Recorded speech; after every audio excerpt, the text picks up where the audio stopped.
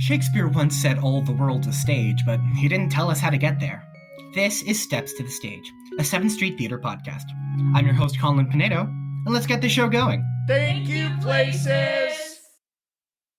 If you're looking for your ideal home, then Regina Price can help you find it for the right price at reginaprice.com. I'm Merrilee Drake, and I have the privilege to be directing Fuddy Meers. Mm-hmm. It has been a favorite of mine since I saw it 21 years ago. Oh, really? Yes. And I always felt it would be a really good choice for the theater. Mm-hmm. That it would, because I found myself laughing so hard, and I hope that other people do. Yeah, So, well, please walk us through, for those who aren't aware of what the show is or what happens, if you just a brief synopsis. A brief. Yeah. Well, it is about and seen through the eyes of a woman who is suffering from psychogenic amnesia. And what happens is every morning when she wakes up, her memory has been washed clean. So she goes, each day is like a new day. And apparently there was a movie with about women that woke up every morning and Yeah, like a 51st Dates type of scenario. Yeah, I never saw it, so I don't know. Yeah, I just know of it. Yeah. Anyway, she meets all these strange people, and each one of them reveals parts of her past to her during the day. This one day. Yeah. And till in the end, you're really, at least I find myself wishing that could stick. And the last scene of the play is with she and her current husband and her son from a previous marriage and this fine lady in the car with her, and she's finally wearing out for the day. And she's going off to sleep, and both her husband, Richard, and her son, Kenny, are trying to get her to stay awake. And to have just a little bit more time. A little more time with her. Get the picture fully intact still. Yeah.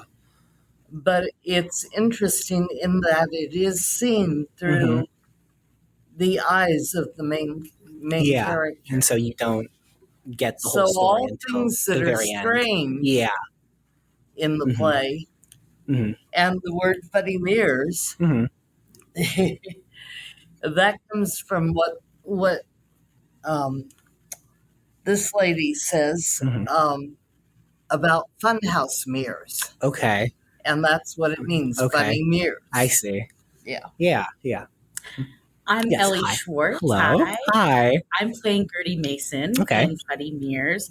I play the protagonist's mother, and my character has suffered from a stroke, which has affected part of the speech center of her brain, and she only speaks in what we would call word salad or gibberish. Yeah.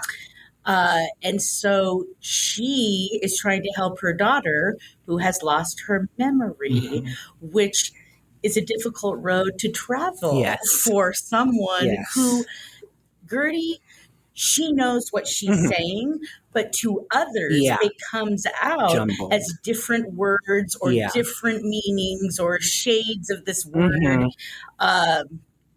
And it's been a challenge for sure to play because I very rarely get to speak a word of a whole sentence of English.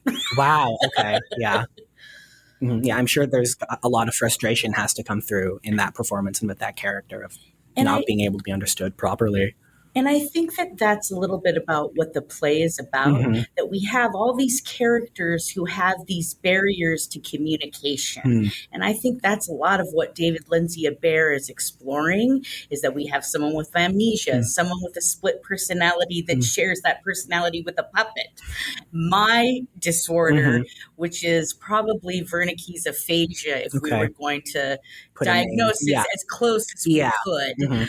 It's, of course, a dramatic and not necessarily for the purposes of totally story. Accurate portrayal of somebody who has aphasia or somebody who has amnesia, but is all a dramatic device to talk about what kind of barriers people have in language and what kind of barriers they have when they're not able to communicate to even the closest people that they love with any strong,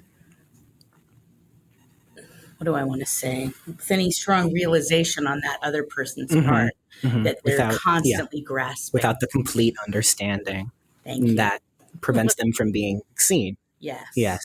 Merrilee, you said you saw this show 10 years ago, and it's 21. So sorry. 21 years. 21 years ago, and it left such a large impact on you that it's still been in your head. So what was that like, seeing it for the first time, and like what your impressions were and sort of what it made you feel? It was wonderful. I saw it at the Oregon Shakespeare Festival up in Ashland. And some of my absolute favorite actors, whom I had watched for many years, because we went on a quite regular basis. They brought Ray Porter, for example, back to do Millet, who's the man whose alter ego is his puppet. Yes. And just absolutely the most wonderful performances. And what I found was that I was laughing and going, ooh, I shouldn't laugh at that because that's funny. And so just had a real affinity for it. But I got a copy of it. I gave it to people to read. And in my mind, I had all cast already. And now everybody is 20 some years too old to do the show. Had to find a new cast. Had to find all new people. And believe me, I got top-notch people. And Ellie, I can't say enough. I couldn't even think how you would memorize her part. It's written in the stroke speech in the script. But in the back is the translation of everything she said. Interesting. Okay. Yeah. So like you can have the meaning in your mind. That's actually really interesting. Yeah, and as an actress, it was a puzzle to make those words the intent of what saying. And so then again, that frustration can be real for you in a way, right? But like because you know what you're trying to say in reality, and then it still comes out all jumbled. That's really interesting. That's really cool. Actually, that's cool. All right, sorry, I'll give that back to you. Well, and I love the part too, but I would never have attempted it myself. Yeah, it's always so difficult to be wrong correctly. You know what I mean? Yeah. Like trying to purposefully sing like bad or offbeat. It's always it's such like a mind twist. It's so fun. It's a fun challenge. A number of members of the crew, when they were reading the play, they got all the way to the end and then were like, Merrilee, I didn't know the translation was there. I was killing myself the whole time trying to figure it out. And then there was the thesaurus. Right there. Well, talk about because you said you had it cast in your head already and then you had to come back and do it again.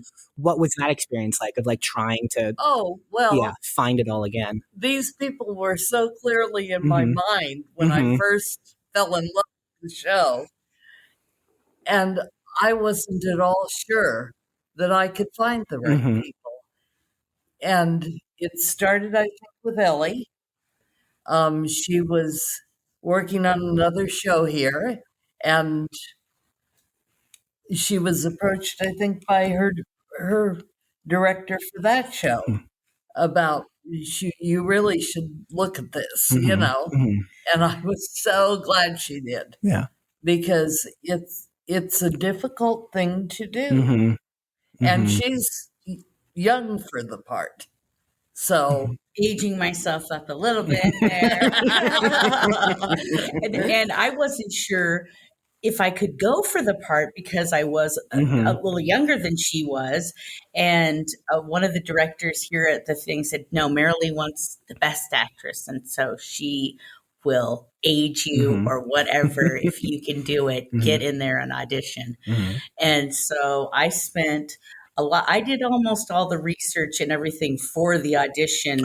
And had everything memorized when I walked in. Wow. Because I didn't know how else to perform even in the audition without that level of work. Because it's such a difficult challenge. Yeah. Well, and because it was so challenging, I posted the pages we were auditioning with beforehand on our website. Yeah.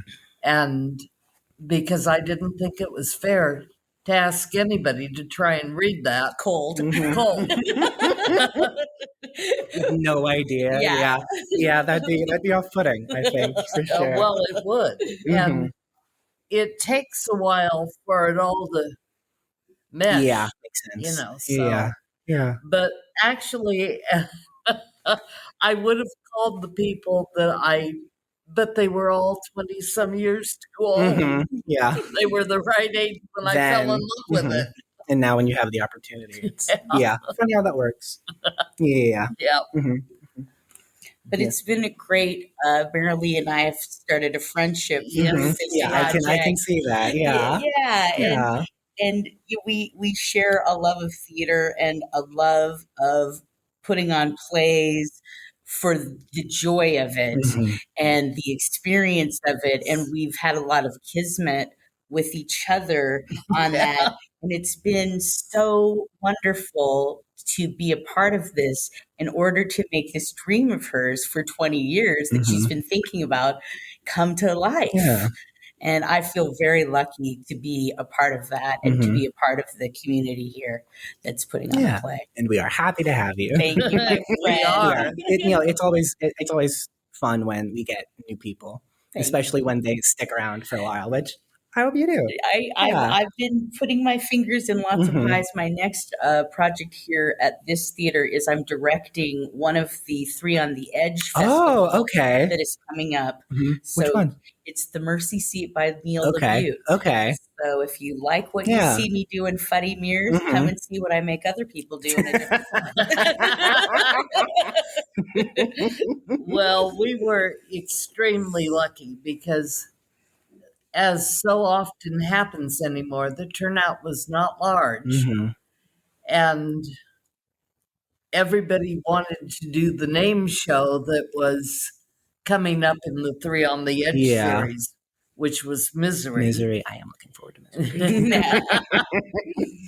And so even people I had invited purposely were not there. And so, but the right 7 people walked in the door. There you go. Yeah. You know, and that's, I wouldn't trade a one of them really at all. It's always interesting when a person walks into the audition room and behind the table, you kind of know. Like it's a good moment. It's like an electric moment. You're like, aha!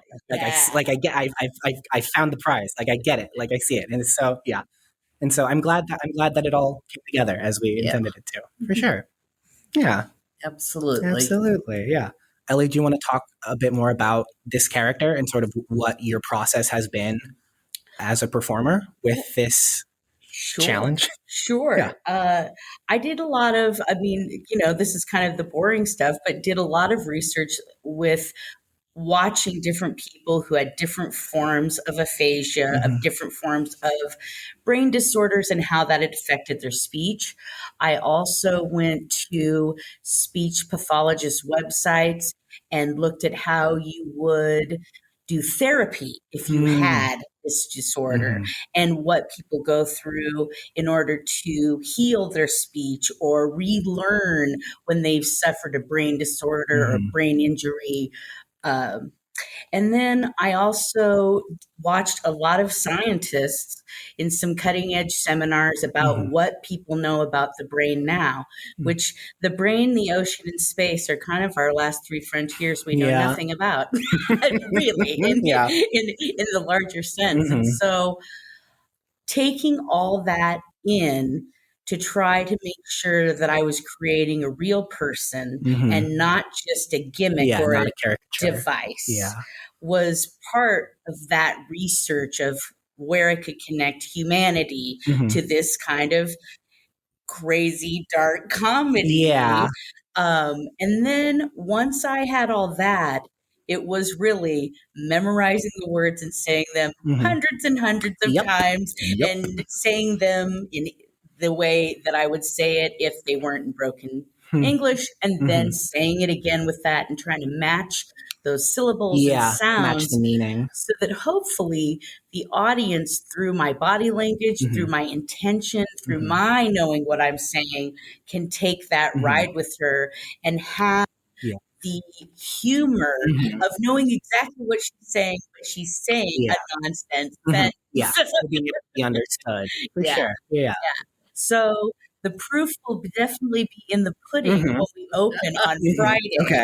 Everybody in the cast says, "You're doing great." And I said, "Well, you've heard it a million times, however. When we get anybody that's never heard it before, that'll be the true litmus test."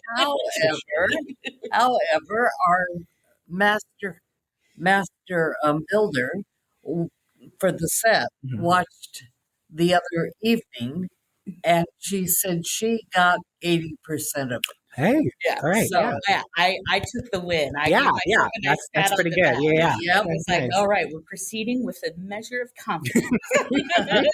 That's good enough.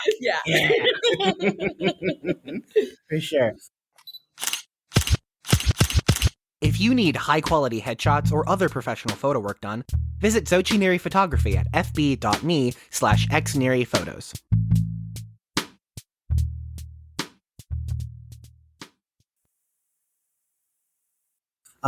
You talked about the Master Carpenter. Would you mind speaking on the set? And that the a little set. Well, Tom Kirkpatrick and his wife Julie have done the set. Okay. And I just think what I like about it is it's 2 rooms of Gertie's house, the cellar and the kitchen. And in the middle is everything else. Okay. And what he did is he left a lot of empty space so that it's kind of an every room area. It becomes 2 different cars. Okay. And A bedroom. it becomes a bedroom in the first act, which we never see again, But it's which there. is fine. And because I had paid attention, the author said it should flow from one scene to another. And I felt by not defining rooms and making it a black box type situation. More of the mind. And it's terrific. Yeah. I can't say enough good about it. I can't wait to see it. Yeah. Good. Good. Would you mind talking about costumes a little bit and sort of what that process has been like? Well, in conjunction with cast members, I kind of went after the most unattractive, mismatched things. For example, Claire wakes up and goes, "Oh, what an ugly dress." And then her husband tells her, "That's your favorite." Okay. Oh, no. Yeah. And she's not convinced. So And we took that dress and went from there. Well, he's made this wonderful book for her that tells her what the layout of the house is, people that she knows are in there in pictures. And speaking of a prop, I cannot say enough. A gentleman named Jack Friedman has done our props, and they are fabulous. See, she knows. So it's just nice to be surrounded by people that are so talented and really care. He and I would talk practically on a daily basis. Is that all you need? Is there anything else? And we've got Gertie stabs a couple of people. Okay. Well, a puppet and a person. Okay. Mama Bear gets real. Mama Bear shows her claws. Yeah. So Gertie's comes out swinging in this play. Okay, I must say that she is in a situation where she feels trapped and cornered and menaced, and that her child and her grandchild are in danger. And I won't give anything away, but buyer beware, because people go down. There's two hits. Gertie hitting them, then hitting the floor. A stab in the thought. That's right. Well, and I think it's interesting to think about Kenny, who's the young man who's Claire's son. And if you think about it, he's basically been abandoned by both parents. His father ends up in prison for setting their house on fire when he gets upset. And his mother loses her. His mother is unaware that he even exists. Yeah. So every morning, he just it's a struggle. Keeps hoping. Yeah. And to me, that's one of the moments in the play that gets me the most is when they're trying to talk her into staying awake. I've been thinking of that moment since you described it. Ooh, heavy, heavy on the heart for sure. Yeah. You mentioned sorry, but you've brought up all of these production people that you've been working with along the way. Where did you find them, and how did you sort of bring this group together? Well, I so to prayed speak? a lot, and we just got very lucky. The ones we asked said yes. Okay. Well, and also I got to interject as more of a newcomer to the scene. The people that have come to work on this play obviously have such a deep love and respect for Merrilee as a director and an artist. And it's clear to me that that's why they've signed on, that they want to be a part of this vision and help her create this 20-year dream of putting on this insane play. Well, and it was so funny because when I first approached Tom, he's done several sets for me over the years. He did my Once Upon a Mattress set, and he did, I'm trying to think now. When I was in Cemetery Club, he did that set, and the detail on anything that man does is just exquisite, so it was really hard for him to think simple. And then when he read the play, he went, got it. Okay. Yeah. So, but Kenny, that's the character that hits me in the heart. Yeah. Is the boy. Because he's been abandoned. And so no wonder he smoked pot or whatever, they should be happy that's the worst thing he does. Yeah. You know, but he's definitely got an attitude, and that's fun to play. Yeah, too. I'll bet. Yeah. I mean, this has been pretty good. I think so. Yeah, I think this has been great. Well, thank you both of you for speaking with me about this. Where can people find tickets for Fuddy Meers? When does it open?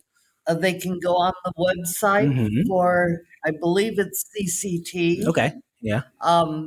They also call it 7th Street Theater, and I'm not sure how you get, which one. One of those should work. Either one. Yeah. The proper website. Yes. And you can call the main number for reservations. If all else fails, type in Fuddy Meers at Chino, California. Yeah. And then you open this Friday? That's we right. open this Friday. And they're doing a real special thing with their shows this year. Friday night is a gala where the audience and the cast get together and talk after the show. And Saturday night, they're trying something new to help rebuild the COVID-rich audiences. Interest, yeah. And it's a 2-for-1. Ooh, okay. Yep. So you buy a ticket and you get another one. Wow, okay. And then on Sunday, there'll be a talkback. Oh, okay. After the show for any audience members that want to stay. And, we should have Colin come and be our host. The moderator. I'm gonna earmark you. What are you doing Sunday? He might do that for us. We need him. Yeah. Well, thank you so much for speaking with me. This has been lovely. Thank you. Lovely. All right. Yeah. Cool. Bye-bye. Bye-bye. Yeah. Bye-bye. All right. In today's day and age, it's more important than ever to remain informed and present in your community, which is why today we would like to highlight the Chino Champion local newspaper. Make sure you keep up with all of Chino's great local events like festivals, meetups, and live performances, virtual or otherwise. The Chino Champion. Thanks for tuning in. Please, subscribe to Steps to the Stage on your favorite podcast platform, and don't forget to follow us on Instagram, Facebook, Twitter, YouTube, all that good stuff. And scene.